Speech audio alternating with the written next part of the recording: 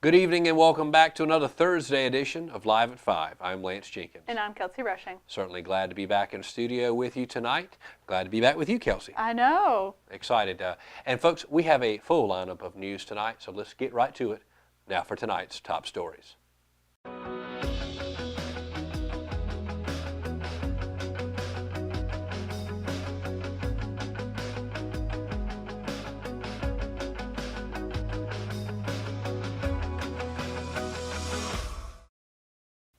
An apartment fire at Tall Pines Apartments off Wiregrass Road in Hamlet misplaced over a dozen people from their residences early Wednesday morning when a fire from an attached building spread onto the main apartment building.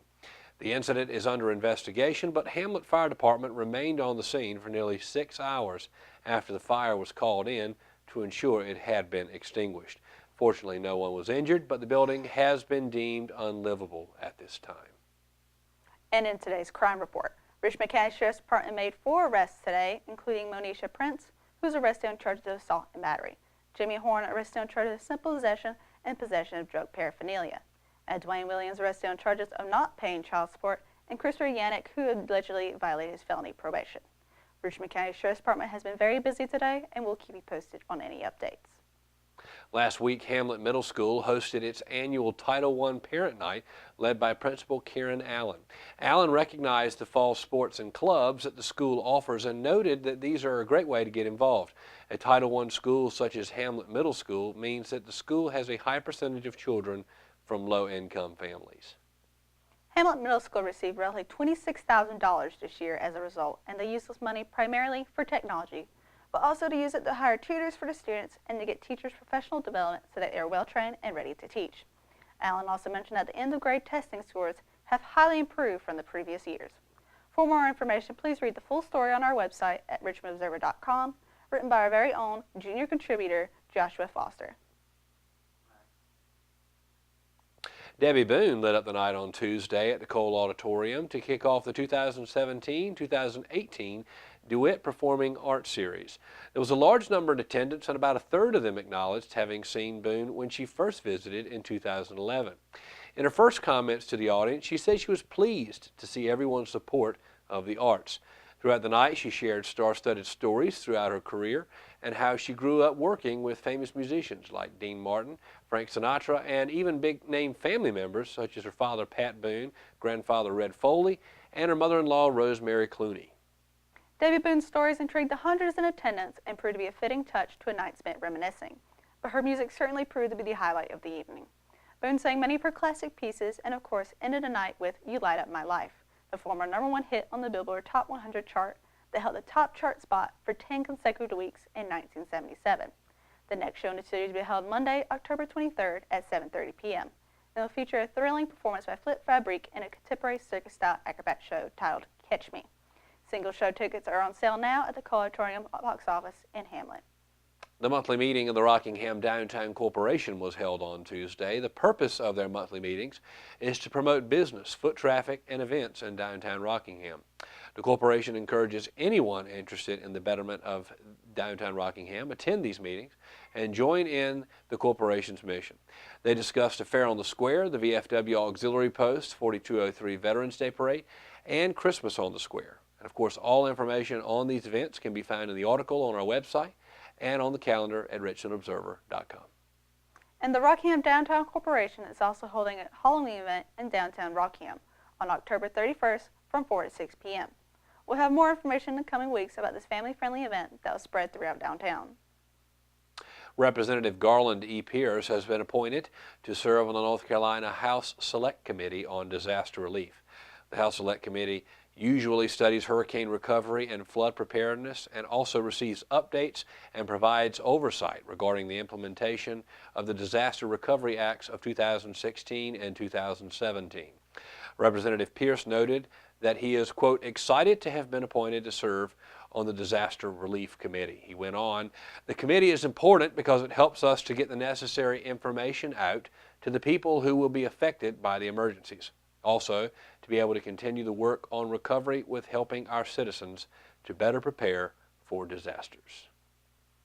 And of course, talking about elected officials, election season's coming up. We're going to be talking a lot about our elected officials coming up. Oh yeah, it's exciting that we're going to cover it too. It's going to be great. Yeah, great coverage. Great coverage coming to you from Live at 5 on the upcoming election season, and we look forward to bringing it to you. Folks, stay with us. Right after these messages, we'll be back with a full slate of sports and weather coming up right after this.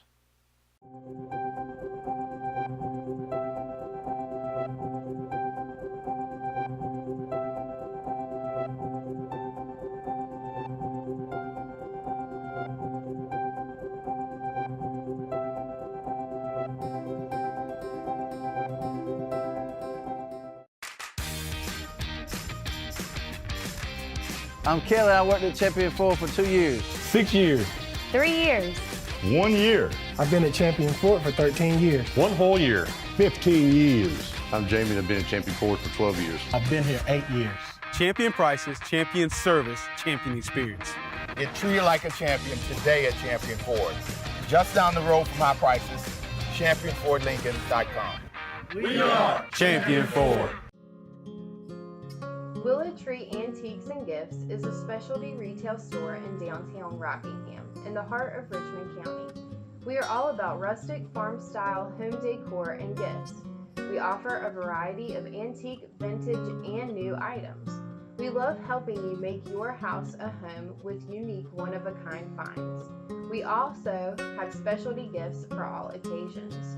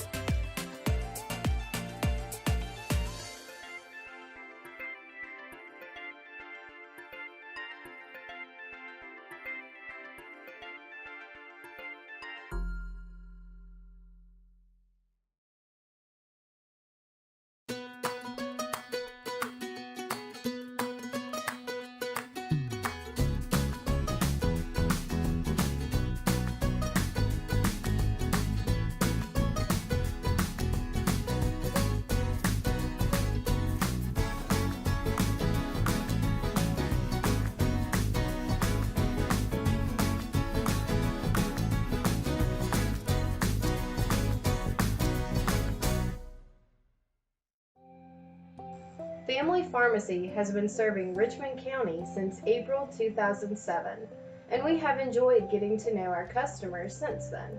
We take our jobs very seriously, and will do whatever we can to make sure you have what you need. Come visit us on Fayetteville Road in Rockingham, and we will treat you like family.